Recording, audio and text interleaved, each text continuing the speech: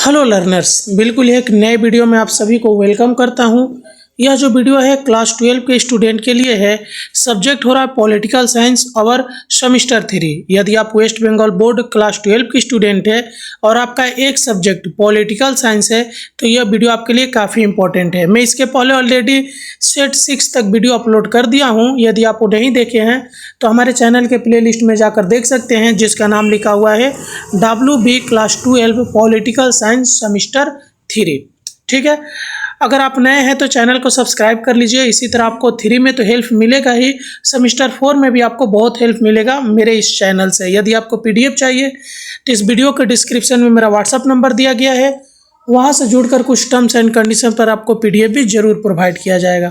बहुत सारे स्टूडेंट को यह डाउट रहता है या कमेंट करते हैं कि सर आप जो ये MCQ बनाए हैं, रेडी किए हैं, ये आप कौन से बुक से रेडी किए हैं। तो देखिए, मैं कोई बुक से रेडी नहीं किया हूँ, किसी भी पब्लिशर का बुक मैंने यूज नहीं किया हूँ।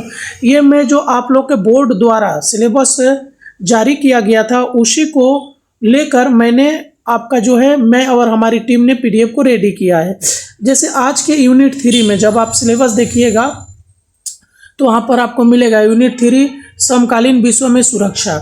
मैं ऑलरेडी सिलेबस का वीडियो भी अपलोड कर दिया हूँ और सिलेबस तो आपको इंग्लिश में था, मैंने हिंदी में ट्रांसलेट करके उसको अपलोड किया हूँ। आज हम लोग जो 2 टॉपिक के ऊपर MCQ का चर्चा करेंगे, ये एक पहला टॉपिक है कि पारंपरिक सुरक्षा आंतरिक और बाह्य, और एक टॉपिक जो हमारा ये वाला हो रहा है कि ये आपका ये मानव सुरक्षा के ऊपर। ठीक है, तो वीडियो को लाइक करिए, कमेंट करके बताइए कि आप वेस्ट बंगाल के किस डिस्ट्रिक्ट से मेरे इस वीडियो को देख रहे हैं। तो चलिए हम लोग शुरू करते हैं। सबसे पहले चलिए हमारा पहला क्वेश्चन क्या हो रहा है कि पारंपरिक सुरक्षा का मुख्य उद्देश्य क्या है। तो सैन्य सुरक्षा। आंतरिक सुरक्षा में निम्नलिखित में से क्या शामिल है। तो आतंकवाद। बाह्य सुरक्षा के लिए निम्नलिखित में से कौन सा कारक महत्वपूर्ण है। तो भू राजनीतिक। आतंकवाद किस प्रकार की सुरक्षा का हिस्सा है। तो आंतरिक सुरक्षा का। सीमा प्रबंधन की सुरक्षा से संबंधित है। तो बाह्य सुरक्षा। पारंपरिक सुरक्षा सिद्धांत में कौन सा तत्व शामिल नहीं है। तो मानवाधिकार। बाह्य सुरक्षा में कौन सा कारक अधिक महत्वपूर्ण है। तो सैन्य संगठन। आंतरिक सुरक्षा की चुनौतियां किससे संबंधित है। तो आतंकवाद और बगावत से। पारंपरिक सुरक्षा में शामिल नहीं होने वाला विषय क्या है। तो पारिस्थितिकी संकट। अंतर्राष्ट्रीय संबंधों में बाह्य सुरक्षा का क्या मतलब है।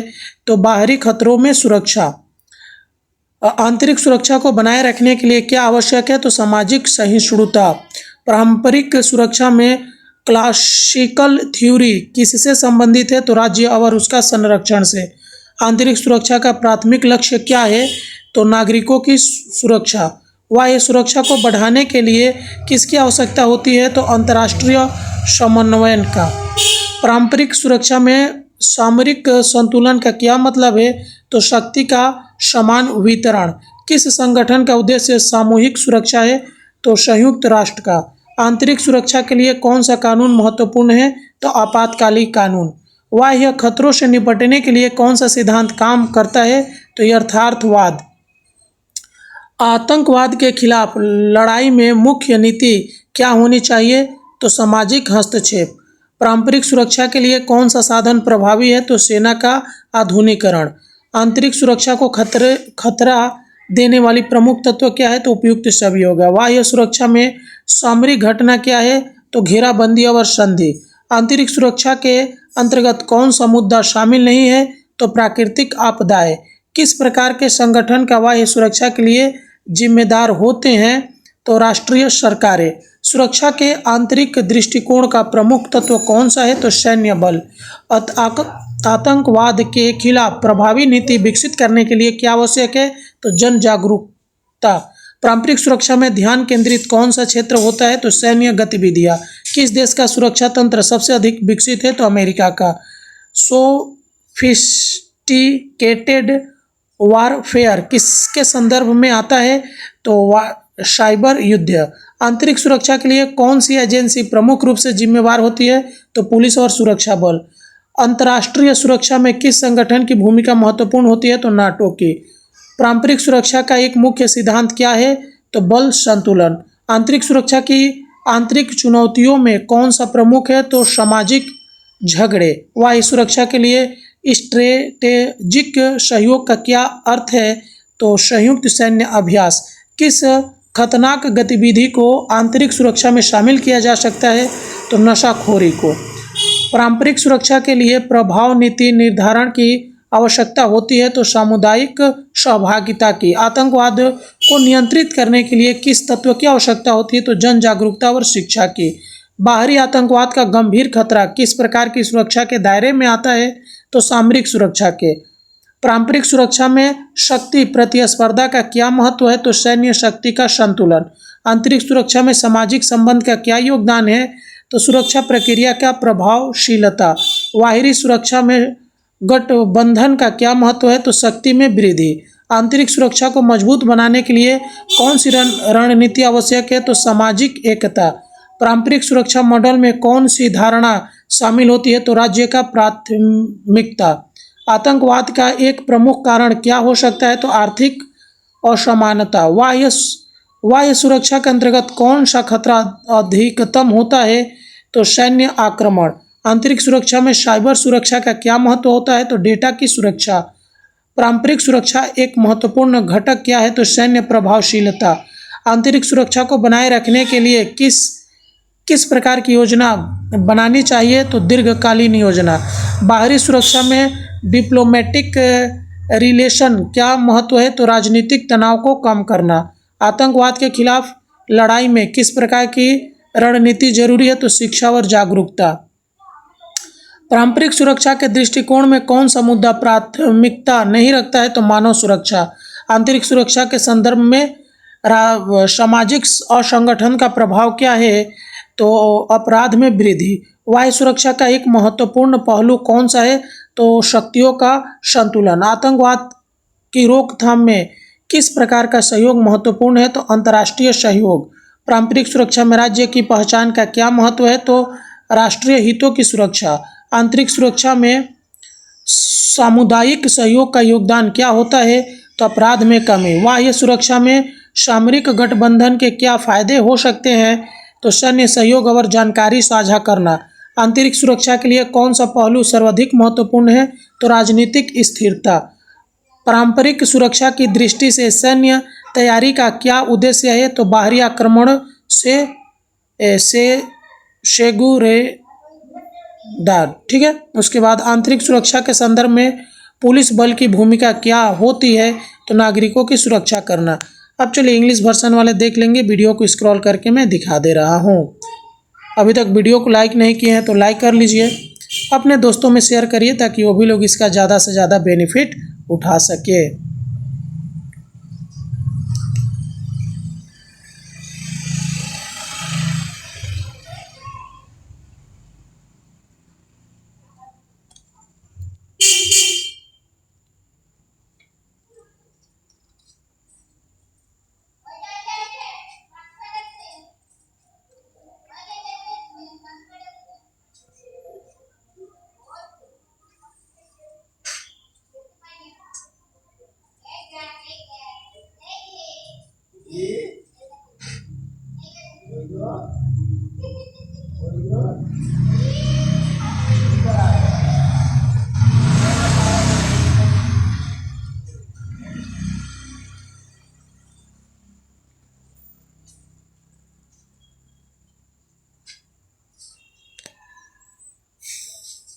तो चलिए अब हम लोग देख लेते हैं गैर पारंपरिक सुरक्षा का। तो गैर पारंपरिक सुरक्षा का मुख्य उद्देश्य क्या होता है? तो मानवीय सुरक्षा सुनिश्चित करना। इनमें से कौन सा गैर पारंपरिक सुरक्षा का मुद्दा नहीं है? तो सीमा विवाद। मानव सुरक्षा की संकल्पना किस संस्था ने दी थी? तो संयुक्त राष्ट्र ने। कोविड-19 महामारी किस तरह की सुरक्षा चुनौती है? तो गैर पारंपरिक। वायु परिवर्तन किस प्रकार की सुरक्षा चुनौती है? तो गैर पारंपरिक। निम्नलिखित में से कौन सा गैर पारंपरिक सुरक्षा का उदाहरण है? तो आतंकवादी हमला। मानव तस्करी किस श्रेणी में आती है? तो गैर पारंपरिक सुरक्षा। साइबर सुरक्षा किसका एक उदाहरण है? तो गैर पारंपरिक सुरक्षा। ह्यूमन ट्रैफिकिंग से कौन सा क्षेत्र सबसे अधिक प्रभावित होता है? तो मानवाधिकार। जल संकट किस श्रेणी की सुरक्षा में आता है? तो पर्यावरणीय सुरक्षा। मानव सुरक्षा के दो मुख्य घटक क्या है? तो स्वतंत्रता से भय और स्वतंत्रता से अभाव। गैर पारंपरिक खतरे में सबसे अधिक ध्यान किस पर दिया जाता है? तो व्यक्ति पर। आतंकवाद किस प्रकार की सुरक्षा चुनौती है? तो वैश्विक। कौन सी संस्था जलवायु परिवर्तन से निपटने में अग्रणी है? तो आईपीसीसी। जैविक युद्ध किस श्रेणी में आता है? तो गैर पारंपरिक। सस्टेनेबल डेवलपमेंट किस सुरक्षा से संबंधित है? तो पर्यावरण। कोविड-19 के दौरान किस प्रकार की सुरक्षा सबसे अधिक प्रभावित हुई थी? तो स्वास्थ्य। साइबर अपराध का शिकार कौन हो सकता है? तो कोई भी नागरिक। समुद्री डकैती किस क्षेत्र की सुरक्षा की चुनौती है? तो समुद्र की। सस्टेनेबल डेवलपमेंट गोल्स कितने हैं? तो 17। जैविक हथियारों पर प्रतिबंध लगाने के लिए कौन सी संधि हुई थी? तो BWC। WHO का कार्य किस सुरक्षा क्षेत्र से जुड़ा हुआ? तो स्वास्थ्य। साइबर अटैक का असर किस पर हो सकता है? तो उपयुक्त सभी के ऊपर। कौन सी संस्था मानव विकास सूचकांक प्रकाशित करती है? तो UNDP। ग्लोबल वार्मिंग का प्रभाव क्या हो सकता है? तो जलवायु असंतुलन। जैव विविधता की हानि किस प्रकार की सुरक्षा चुनौती है? तो पारिस्थितिकी। ग्रीन हाउस गैस की अधिकता से कौन सी समस्या उत्पन्न होती है? तो वैश्विक तापमान। जलवायु परिवर्तन से किस पर सबसे अधिक असर पड़ता है? तो नागरिक जीवन पर। फूड सिक्योरिटी किस प्रकार की सुरक्षा है? तो मानवीय। गैर पारंपरिक सुरक्षा शब्द में गैर का क्या अर्थ होता है? तो परंपरागत से अलग। इंटरनेट सेंसरशिप का संबंध किससे है? तो साइबर स्वतंत्रता से। आतंकवाद का मूल कारण क्या माना जाता है? तो आर्थिक असमानता। जल संकट से निपटने के लिए भारत में कौन सी योजना है? तो जल शक्ति अभियान। क्लाइमेट रिफ्यूजी कौन होते हैं? तो मौसम परिवर्तन से विस्थापित। वैश्विक महामारी से लड़ने में सबसे बड़ी चुनौती क्या होती है? तो स्वस्थ ढांचे की कमजोरी। वैश्विक आतंकवाद से निपटने के लिए कौन सी संस्था कार्य करती है? तो UNODC। साइबर हमले की रोकथाम के लिए क्या जरूरी है? तो साइबर कानून और सुरक्षा तंत्र। डिजास्टर मैनेजमेंट किसका अंग है? तो मानव सुरक्षा का। ग्लोबल वार्मिंग का सबसे बड़ा कारण क्या है? तो greenhouse gas. SAARC disaster management centre का मुख्यालय कहाँ है? तो नई दिल्ली में। मानव सुरक्षा का अवधारणा किस दशक में उभरी थी? तो 1990 में। नारी सुरक्षा किस प्रकार की सुरक्षा से संबंधित है? तो मानवीय। सूचना का दुरुपयोग किस क्षेत्र में खतरा है? तो साइबर में। पर्यावरण संकट किसका परिणाम है? तो प्राकृतिक असंतुलन का। जैविक हथियार किस पर असर डालते हैं? तो संपूर्ण मानवता पर। साइबर क्राइम रोकने के लिए भारत में कौन सा पोर्टल है? तो cybercrime.gov.in। स्मॉग किस शहर में अक्सर देखने को मिलता है? तो दिल्ली में। जलवायु परिवर्तन से संबंधित अंतर्राष्ट्रीय संधि कौन सी है? तो कीटो प्रोटोकॉल। जल संकट से कौन से राज्य सबसे ज़्यादा प्रभावित है? तो राजस्थान और Tamil Nadu. Global health security index क्या दर्शाता है? तो महामारी से लड़ने की तैयारी। जलवायु न्याय का मुख्य उद्देश्य क्या है? तो प्रदूषण फैलाने वालों से जिम्मेदारी तय करना। नार्को टेररिज्म क्या संबंध है? तो ड्रग्स तस्करी और आतंकवाद से। वन संरक्षण का सीधा संबंध किस सुरक्षा से है? तो पर्यावरण से। मानवाधिकार उल्लंघन किस प्रकार की सुरक्षा को प्रभावित करता है? तो मानवीय। साइबर बुलिंग सबसे ज़्यादा किसे प्रभावित करती है? तो किशोर और युवा को।